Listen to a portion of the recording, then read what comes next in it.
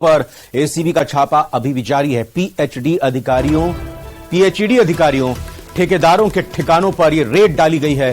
पोलो victory, Murlipura, Jhunjhunu में भी छापे जारी हैं। कल देर रात एसीबी ने 6 लोगों को ट्रैप किया था। एक्सईएन, एईएन, जेईएन ठेकेदार पद्म को ट्रैप किया गया। सुपरवाइजर मलकेत और प्रवीण कुमार को भी ट्रैप किया गया। 2,20,000 की राशि के साथ इन लोगों को ट्रैप किया गया था। सभी आरोपियों को कोर्ट में पेश एसीबी की तरफ से किया जाएगा।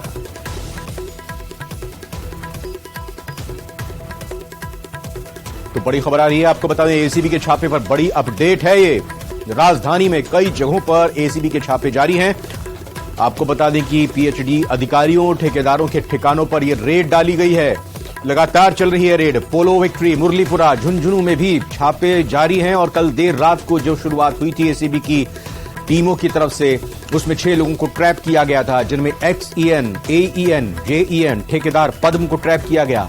वहीं सुपरवाइजर मलकेत और प्रवीण कुमार को भी ट्रैप किया गया। 2,20,000 की राशि के साथ इन लोगों को ट्रैप किया गया था। फिलहाल सभी आरोपियों को कोर्ट में एसीबी पेश करेगी। इसके लिए तैयारी एसीबी की तरफ से की जा रही है।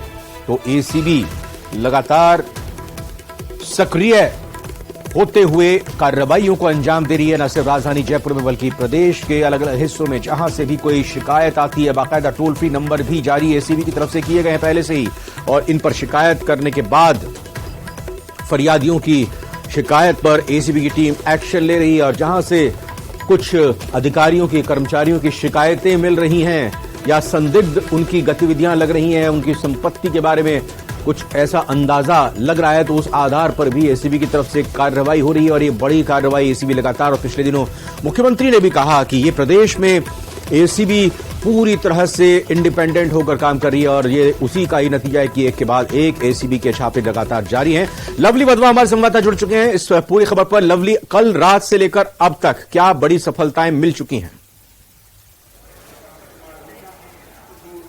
देखिए, लगातार एसीबी का सर्च जो है वो चल रहा है। कुछ ही देर के अंदर जो एसीबी ने तमाम जिन पीएचडी के बड़े डकैत अधिकारियों को गिरफ्तार किया है, जिनमें कई ठेकेदार जो है वो भी शामिल है, उन्हें कोर्ट में पेश किया जाएगा। कुछ ही देर बाद भी उनको कोर्ट लेकर के लाया जा रहा है। और दूसरी बड़ी अपडेट यह है कि तमाम ठिकानों पर, झुंझुनू के अंदर बात करें, जयपुर के पोलो विक्ट्री की बात करें और मुरलीपुरा की बात करें, 3 से 4 इलाकों के अंदर जो सर्च है वो लगातार चलता रहा है। अब तक सर्च में जितनी भी फाइलें, काली कमाई, कैश अमाउंट, इसके अलावा जितनी पर्चियां मिली, कई ऐसी पर्चियां बताई जा रही हैं अधिकारियों के नाम की, जिसमें कई अधिकारियों के पदों का जिक्र है। वो पद का अधिकारी आएगा, इतने पैसे लेके जाएगा, इस तरह का जिक्र करने वाली कुछ पर्चियां जो बताई जा रही है, जो एसीबी के सोर्सेज बता रहे हैं। इन तमाम पहलुओं की जांच करने के बाद में एसीबी जो है तमाम पीएचडी से जुड़े हुए, जो जल जीवन मिशन से जुड़े तमाम जो लोग हैं, जिन्हें करप्शन के आरोप में गिरफ्तार किया गया है या जिन्हें डिटेन किया गया है, जिनसे लगातार नजर रखी जा रही थी, सर्विलांस पर जिन्हें लिया गया था, अब उनकी गिरफ्तारी पेश करने के बाद में अभी एसीबी कोर्ट के अंदर उन्हें पेश किया जाएगा। कोर्ट नंबर 1 के अंदर उनकी जो पेशी है वो होगी कुछ देर बाद में, और कोर्ट के अंदर पेश करने के बाद में एसीबी यहां से रिमांड लेगी उन लोगों का। रिमांड लेने के बाद में कोशिश यही की जाएगी कि इसमें कौन लोग इस पूरी चेन के अंदर शामिल है, कहां तक ये पूरी रिश्वत की जो रकम थी, ये जो राशि थी, ये कहां तक जाती थी, किस तरीके से पूरा ये लेन देन का जो खेल था वो चल रहा था। इन तमाम पहलुओं की जांच करने का काम जो है वो एसीबी करेगी।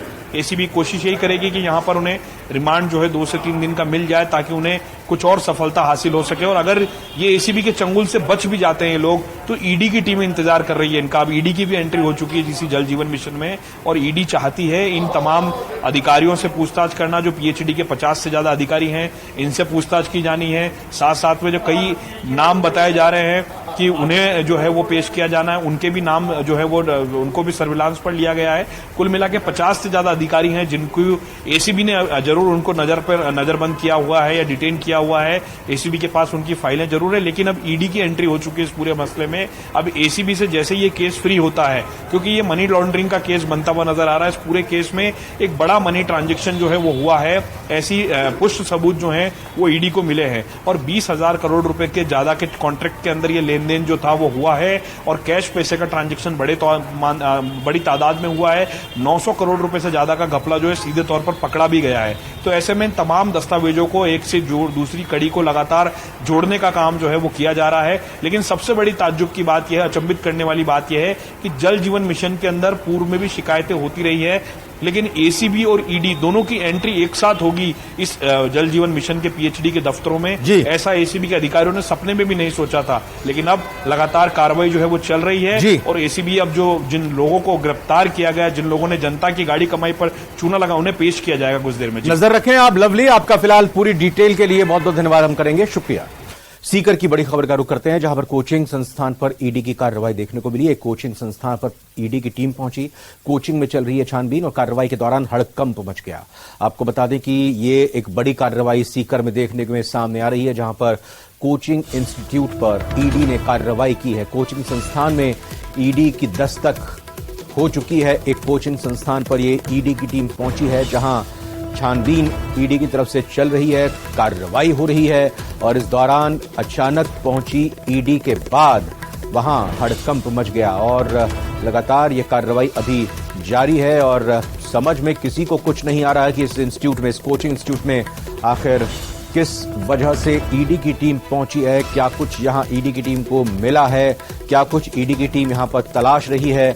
लेकिन इस कार्रवाई के बाद, ईडी की दस्तक के बाद, ईडी की एंट्री के बाद लगातार लोगों में ये चर्चा का विषय बना हुआ है। वहां एक तरह से कहें कि हड़कंप मचा हुआ है और लगातार जो कोचिंग संस्थान के संचालक हैं उनको भी कुछ समझ नहीं आ रहा कि आखिर ये क्या हुआ है। फिलहाल ईडी अपनी कार्रवाई को अंजाम दे रही है।